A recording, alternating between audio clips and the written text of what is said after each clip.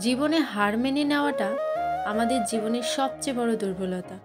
সফল হওয়ার সবচেয়ে ভালো উপায় হলো প্রতিবার হার মানার পূর্বে আরেকবার চেষ্টা করা। জীবনকে যেমন মৃত্যুকেও তেমনি স্বাভাবিক বলে মেনে নিতে হবে। বইয়ের পাতা মানুষকে যা শিক্ষা দেয়, জীবনের পাতা তার থেকে অনেক বেশি কিছু শিখিয়ে দিয়ে যায়।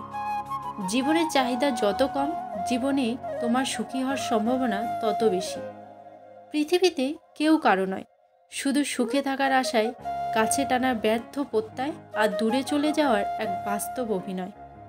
আপনার বর্তমান সময়কে কাজে লাগান, একদিন সময় আপনাকে মূল্যায়ন করবে। যেখানে পরিশ্রম নেই সেখানে সাফল্যও নেই।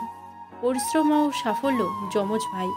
স্বপ্ন তাকে নিয়েই দেখা উচিত যে শুধু স্বপ্ন দেখাবে না, স্বপ্নগুলো বাস্তবও করবে।